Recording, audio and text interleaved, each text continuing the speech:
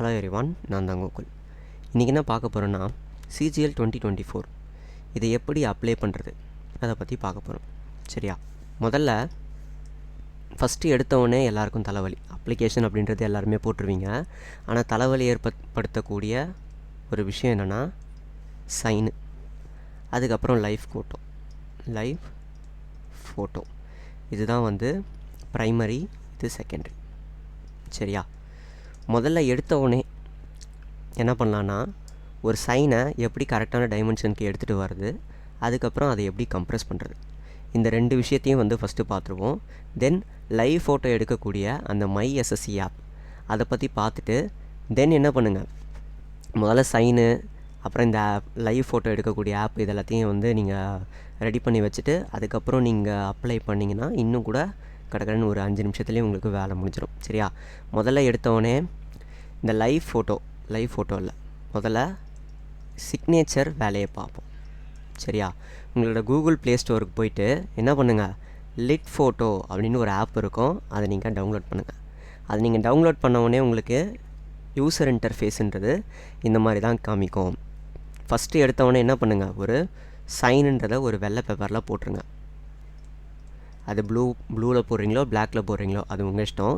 சைனுன்றது இவ்வளோ பெரிய பேப்பர் இருக்குமா, இவ்வளோ பெரிய பேப்பரில் ஏதாவது ஒரு இடத்துல உங்களோட சைனை போட்டுருங்க. சரியா? உங்கள் சைனை போட்டுட்டு அதை ஒரு ஃபோட்டோ எடுத்துருங்க. ஃபோட்டோ எடுத்துகிட்டு நெக்ஸ்ட் என்ன பண்ணுங்கள், அந்த ஃபோட்டோக்குள்ளே போயிட்டு அந்த சைனை மட்டும் தனியாக க்ராப் பண்ணி எடுத்துருங்க. சரியா?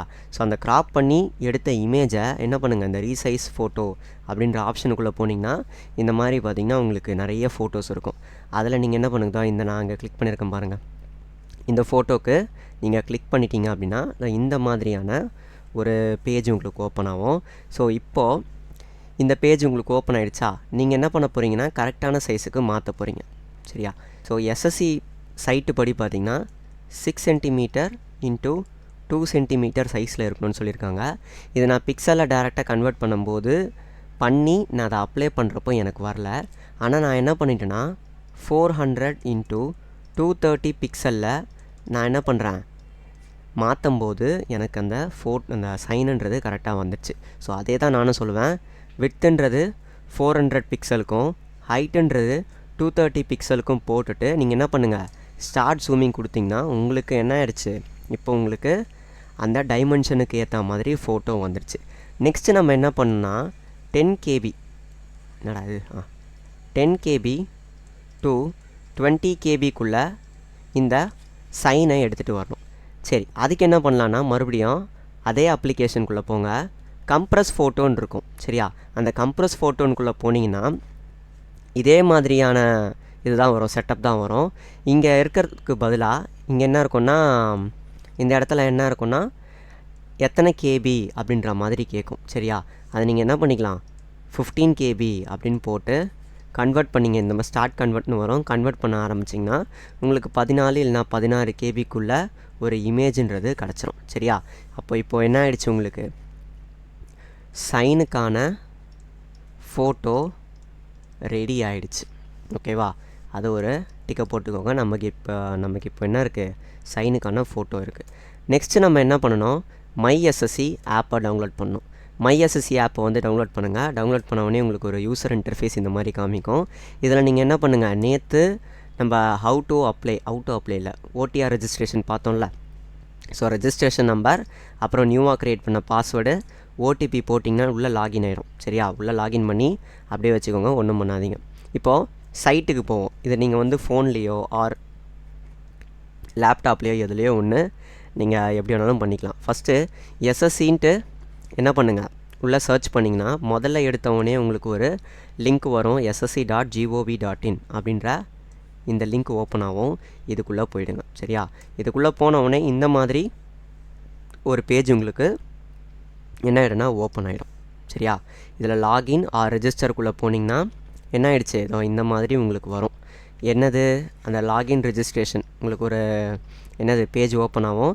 அதில் நீங்கள் உங்களோட ரெஜிஸ்ட்ரேஷன் நம்பர், பாஸ்வேர்ட், கேப்சா போட்டு லாகின் பண்ணிங்கன்னா இந்த பேஜ் உங்களுக்கு ஓப்பன் ஆகிடும். இப்போ என்னோடய பேஜ் இங்கே ஓப்பன் ஆகிருக்கு. இப்போ நான் என்ன பண்ணுறேன், கீழே பார்த்தீங்கன்னா தெரியும், நேற்றே நம்ம பார்த்துருப்போம் லைவ் எக்ஸாமினேஷன் கீழே அப்ளைன்ற ஒரு பட்டன் இருக்கும். அதை நம்ம கிளிக் பண்ண உடனே என்ன ஆயிடுச்சு, அந்த கைட்லைன்ஸ்க்கெலாம் போயிடுச்சு. The candidate should also have a scanned copy of is or JPEG format 10 to 20 KB image. அந்த சைன் வந்து 10 to 20 KB இருக்கணும். அதே மாதிரி விட்த்தும் ஹைட்டும் இந்த மாதிரி இருக்கணும் அப்படின்னு சொல்லியிருக்காங்க. ஓகேவா? இப்போ the photograph can be captured using a webcam or smartphone. நம்ம வெப்கேமில் எடுத்தால் ஒழுங்காக வராது. அதனால் நம்ம என்ன பண்ணலாம், SSC ஆப்பை வந்து டவுன்லோட் பண்ணிவிட்டு, அதனால தான் முன்னாடியே சொன்னேன். சரியா? இப்போது ஃபில் ஃபார்ம்குள்ளே போயிடுவோம். ஃபில் ஃபார்ம்குள்ளே போனீங்கன்னா உங்களோட கேண்டிடேட், அதாவது உங்களோட பேர் கேட்கும். உங்களோட பேர் எப்படி இருக்கணும்னா 10th எப்படி இருந்ததோ, 10th மார்க் ஷீட்டில் என்ன பேர் இருந்ததோ அதே மாதிரி. நீங்கள் இதெல்லாம் போட தேவையில்ல. இதெல்லாம் வந்து உங்களோட OTR ரெஜிஸ்ட்ரேஷன்லேயே இது எல்லாமே வந்துடும். ஸோ அதனால் நீங்கள் இதெல்லாம் எதுவுமே பண்ண தேவையில்ல. சரியா? இதெல்லாம் எதுவுமே பண்ண வேணாம். நீங்கள் அப்படியே என்ன பண்ணலாம், நெக்ஸ்ட்டுன்னு போயிட்டு இது எல்லாமே உங்களுக்கு ஆல்ரெடி ஃபில் ஆகியிருக்கும். சரியா? ஃபில் ஆனதுக்கப்புறம் என்ன ஆயிடுச்சு, எஜுகேஷ்னல் டீட்டெயில்ஸ்குள்ளே போயிடுச்சு. ஹையஸ்ட் எஜுகேஷ்னல் குவாலிஃபிகேஷன் என்ன பண்ணுங்கள், நீங்கள் வந்து கிராஜுவேஷன் முடிச்சிருந்தா கிராஜுவேஷன், போஸ்ட் கிராஜுவேஷன் முடிச்சிருந்தா போஸ்ட் கிராஜுவேஷன், PhD முடிச்சிருந்தா PhD, இது எல்லாமே நீங்கள் ஃபில் பண்ணணும். சரியா? எஜுகேஷன் ஸ்டேட்டஸ் என்னென்னா, நீங்கள் பாஸ் ஆகிருக்கீங்களா இல்லை படிச்சுக்கிட்டு இருக்கீங்களா அப்படின்றத கேட்குறாங்க. இஃப் நீங்கள் படிச்சுக்கிட்டு இருக்கீங்க, தேர்ட் இயர் படிக்கிறீங்க, உங்களோட ரிசல்ட்டுன்றது, உங்களோட எக்ஸாம் மார்க்கு ஆர் ரிசல்ட்டு அப்படின்றது 8ஆம் மாதம் 2024 வந்துடும். அப்படின்னா நீங்கள் என்ன பண்ணுங்கள், பர்சீவிங்னு போட்டு, அதாவது அப்பியரிங்னு போட்டு நீங்கள் என்ன பண்ணிடலாம், அப்ளை பண்ணிடலாம். இல்லை நீங்கள் செகண்ட் இயர் தான் படிக்கிறீங்க, ஃபஸ்ட் இயர் தான் படிக்கிறீங்க அப்படின்ற பட்சத்தில் நீங்கள் CGL எக்ஸாம்ன்றதை அப்ளை பண்ண முடியாது. சரியா? ஸோ அது நீங்கள் என்ன பண்ணணும், நோட் பண்ணி வச்சுக்க வேண்டிய ஒரு பாயிண்ட்டு. நான் வந்து என்ன பண்ணிட்டேன், நான் முடிச்சிட்டேன், பாஸ் பண்ணிட்டேன். அதனால் நான் என்ன பண்ணிட்டேன், இங்கே பாஸ்டுன்ட்டு இங்கே நான் போட்டுட்டேன். சரியா? இங்கே என்ன இருக்குது, அப்பியரிங் பாஸ்ட்டுன்னு இருக்கா, நான் பாஸ்ட்டுன்னு போட்டுட்டேன். நெக்ஸ்ட்டு என்னோடய பாசிங் இயர் கேட்டிருக்காங்க. நீங்கள் உங்களோட கிராஜுவேஷனோ ஆர் PhDயோ எந்த வருஷம் முடிச்சிருக்கீங்களோ அதை நீங்கள் போடணும். சரியா? அதாவது குவாலிஃபையிங் எஜுகேஷன், மாற்றி சொல்லிட்டேன். நீங்கள் கிராஜுவேஷன் எப்போ கம்ப்ளீட் பண்ணியிருக்கீங்களோ அப்போ நீங்கள் அது எப்போ கம்ப்ளீட் பண்ணிங்களோ அந்த இயரை நீங்கள் போடணும். Next percentage. சரியா? நீங்கள் எந்த ஸ்டேட்டில் முடிச்சிங்க, தமிழ்நாட்டில் முடிச்சிங்களா இல்லை அதர் ஸ்டேட்டில் முடிச்சிங்களான்றதையும் போட்டுட்டு, நெக்ஸ்ட்டு என்ன பண்ணோம், உங்களோட யூனிவர்சிட்டியோட நேமை போடணும். அதாவது ஒன்று உங்களோட காலேஜ் நேம் இருக்கான்னு பாருங்கள்.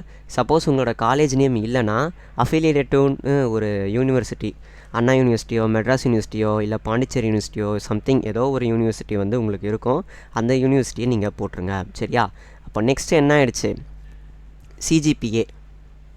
சிஜிபிஏ வந்து சிஜிபிஏ ஆர் பர்சன்டேஜ்.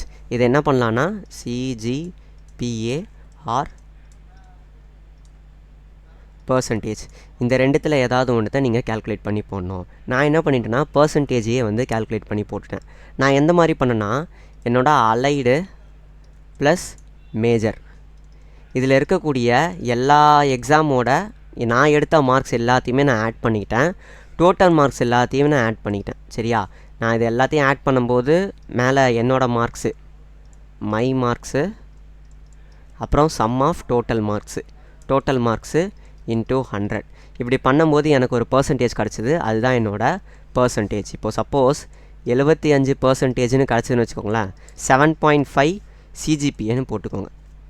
சரியா? ரொம்ப இதெல்லாம் வந்து அக்யூரேட்டாக இருக்கணுன்ட்டுலாம் எந்த ஒரு அவசியம் இல்லை. சின்ன ஓரளவுக்கு இதுவாக இருந்தால் பிரச்சனை இருக்காது. Whether you are an X serviceman are serving in the armed force, நீங்கள் ஏதாவது இராணுவத்துலேயோ ஆர் இதுக்கு முன்னாடி இராணுவத்தில் இருந்தீங்களா அப்படின்னு கேட்குறாங்க. நோ. ஏஜ் ரிலாக்ஸேஷன் உங்களுக்கு வேணுமா அப்படின்னு கேட்டிருக்காங்க. ஏஜ் ரிலாக்ஸேஷன் வேணும்னு போட்டுக்கோங்க. எனக்கு தேவையில்ல, ஸோ நோன்னு போட்டுவிட்டேன். ஓகேவா? இதுக்கப்புறம் இந்த 23 என்னன்னு சொல்கிறாங்கன்னா, do you want to make your personal information, உங்களோட பர்சனல் இன்ஃபர்மேஷனை ஷேர் பண்ணுமா அப்படின்னு கேட்டிருக்காங்க. நோன்னு போடுறதுனா போடலாம், எஸ்ன்னு போடுறதுனால போடலாம், அது உங்களோட இஷ்டம். சரியா? நெக்ஸ்ட்டு நம்ம என்ன பண்ணிட்டோம், அடிஷ்னல் இன்ஃபர்மேஷன் 2க்கு வந்துட்டோம். Preference of examination centre. உங்களோட எக்ஸாமினேஷன் சென்டர்ன்றது எந்தெந்த ஊரில் இருக்கலாம், எந்தெந்த ரீஜியனில், எந்தெந்த ஸ்டேட்டில், அதாவது எந்தெந்த டிஸ்ட்ரிக்டில் இருக்கலாம் அப்படின்றத சொல்கிறது தான் இது. நான் என்ன பண்ணிட்டேன்னா எஸ்ஆர் ரீஜியனில் சென்னை சூஸ் பண்ணிவிட்டேன், தென் மதுரை, திருப்பதி. ஏன்னா எனக்கு லோக்கலில் இருக்கிறது அதுதான். உங்களுக்கு எது பக்கத்தில் இருக்கோ அதை நீங்கள் சூஸ் பண்ணிக்கலாம். Are you a person with benchmark disability 40% R above இந்த கேட்டகரி ஆஃப் பிளைண்ட்னஸ். உங்களுக்கு வந்து 40% ஆர் 40%க்கு மேலே உங்களுக்கு அந்த கண்ணு வந்து தெரியாமல் இருக்கா அப்படின்றத கேட்டிருக்காங்க. எஸ்னா எஸ் போடுங்க, நோனா நோ போடுங்க. சரியா, இதெல்லாம் பார்த்திங்கன்னா எனக்கு வந்து எதுவுமே காமிக்கல. சரியா, நான் அப்படியே விட்டுட்டேன். Next, do you have a physical limitation அப்படின்னு கேட்டிருக்காங்க. ஃபிசிக்கல் லிமிட்டேஷன் ஏதாவது இருக்கா அப்படின்னு கேட்டிங்கன்னா அதெல்லாம் எதுவுமே இல்லை. இருக்கிறவங்க எஸ்ன்னு போட்டுக்கோங்க. உங்களுக்கு ஸ்க்ரைப் வேணுமா அப்படின்னு கேட்டிருக்காங்க. சப் டிசேபிள்டு பர்சனாக இருந்ததுன்னா நீங்கள் என்ன பண்ணலாம், ஸ்க்ரைபு வேணும் ஆர் வேணாம் அப்படின்றத உங்களோட இஷ்டப்படி நீங்கள் போட்டுக்கலாம். சரியா, are you also applying for the post of junior statistical officer. நீங்கள் ஜூனியர் ஸ்டாட்டிஸ்டிக்கல் ஆஃபீஸர் அந்த போஸ்ட்டுக்கு அப்ளை பண்ணுறீங்களான்னு கேட்குறாங்க. நீங்கள் சப்போஸ் அந்த மாதிரி அப்ளை பண்ணீங்க அப்படின்னா நீங்கள் காலேஜில் ஏதாவது ஒரு சப்ஜெக்ட், ஏதாவது ஒரு பேப்பர் வந்து நீங்கள் ஸ்டாட்டிஸ்டிக்ஸ் படிச்சிருக்கணும்.